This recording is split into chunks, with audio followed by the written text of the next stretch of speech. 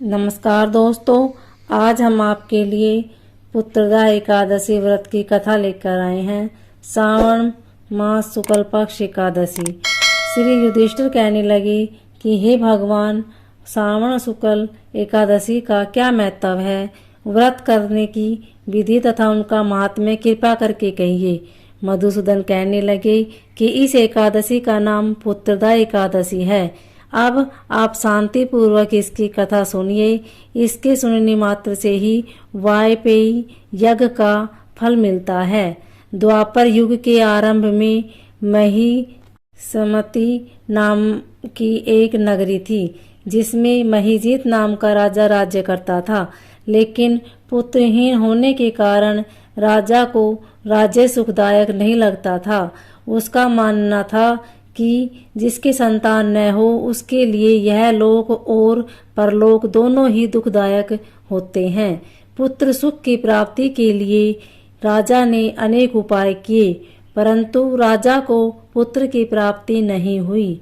वृद्धावस्था आती देखकर राजा ने प्रजा के प्रतिनिधियों को बुलाया और कहा, हे प्रजाजनों, मेरे खजाने में अन्याय से उपार्जन किया हुआ है, धन नहीं है। न मैंने कभी देवताओं तथा ब्राह्मणों का धन छीना है। किसी दूसरे की धरोहर भी मैंने नहीं ली। प्रजा को पुत्र के समान पालता रहा। मैं अपराधियों को पुत्र तथा बांधवों की तरह दंड देता रहा। कभी किसी से घृणा नहीं की। सबको समान माना है। सज्जनों की पूजा करता हूँ। इस प्रकार धर्म युक्त राज्य करते हुए भी मेरे पुत्र नहीं है, सो मैं अत्यंत दुख पा रहा हूँ। इसलिए क्या इसका क्या कारण है? राजा महिजीत की इस बात को विचारने के लिए मंत्री तथा प्रजा के प्रतिनिधि वन को गए। वहाँ बड़े बड़े ऋषि मुनियों के दर्शन किए। राजा की उत्तम कामना की पूर्ति के लिए किसी श्रेष्ठ तपस्वी मुनि को देखते फिरते रहे। एक आश्रम में उन्होंने एक अत्यंत वयोवृद्ध धर्म के ज्ञाता बड़े तपस्वी, परमात्मा में मन लगाए हुए, निराहार, जितेंद्रिय, जितात्मा, जित क्रोध, सनातन धर्म के गूढ़ तत्वों को जानने वाले, समस्त शास्त्रों के ज्ञाता महात्मा लोमस मुनि को देखा, जिनका कल्प के व्यतीत होने पर एक रोम गिरता था। सबने जाकर ऋषि को प्रणाम किया। उन लोगों को देखकर मुनि ने पूछा कि आप लोग किस कारण से आए हैं? निसंदेह मैं आप लोगों का हित करूंगा। मेरा जन्म केवल दूसरों के उपकार के लिए हुआ है, इससे संदेह मत करो। लोमस ऋषि के ऐसे वचन सुनकर सब लोग बोले, हे महर्षि, आप हमारी बात जानने में ब्रह्मा से भी अधिक समर्थ हैं, अतः आप हमारे इस संदेह को दूर कीजिए। महिष्मति पुरी का धर्मात्मा राजा महिजीत प्रजा का पुत्र के समान पालन करता है, फिर भी वह पुत्रहीन होने के कारण दुखी है।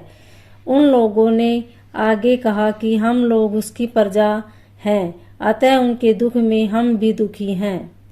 आपके दर्शन से हमें पूर्ण विश्वास है कि आप हमारा यह संकट अवश्य दूर हो जाएगा, क्योंकि महान पुरुषों के दर्शन मात्र से अनेक कष्ट दूर हो जाते हैं। अतः आप कृपा करके राजा के पुत्र होने का उपाय बतलाइए।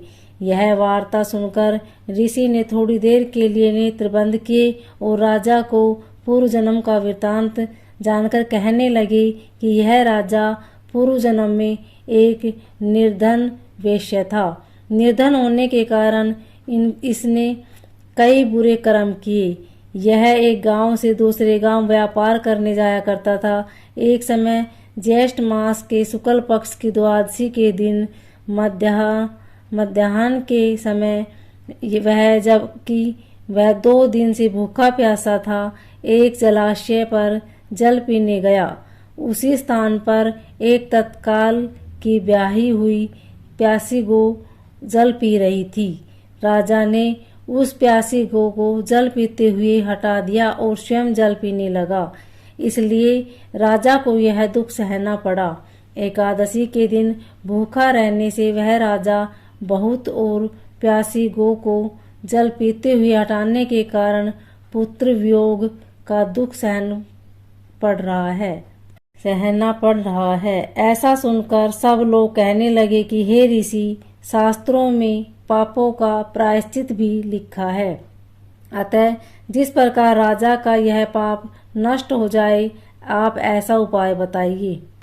लोमस मुनि कहने लगे कि श्रावण शुक्ल पक्ष की एकादशी को, जिसे पुत्रदा एकादशी भी कहते हैं, तुम सब लोग व्रत करो और रात्रि को जागरण करो, तो इससे राजा का यह पूर्व जन्म का पाप अवश्य नष्ट हो जाएगा। साथ ही राजा को पुत्र की अवश्य प्राप्ति होगी। लोमस ऋषि के ऐसे वचन सुनकर मंत्रियों सहित सारी प्रजा नगर को वापस लौट आई और जब श्रावण शुक्ल एकादशी आई तो ऋषि की आज्ञा अनुसार सबने पुत्रदा एकादशी का व्रत और जागरण किया। इसके पश्चात द्वादशी के दिन इसके पुण्य का फल राजा को दिया गया। उस पुण्य के प्रभाव से रानी ने गर्भ धारण किया और प्रसव काल समाप्त होने पर उसके एक बड़ा तेजस्वी पुत्र उत्पन्न हुआ। इसलिए हे राजन, इस श्रावण शुक्ल एकादशी का नाम पुत्रदा पड़ा। अतः संतान सुख की इच्छा हासिल करने वाले इस व्रत को अवश्य करें। इसके महात्म्य को सुनने से मनुष्य सब पापों से मुक्त हो जाता है और इस लोक में संतान सुख भोगकर परलोक में स्वर्ग को प्राप्त करता है।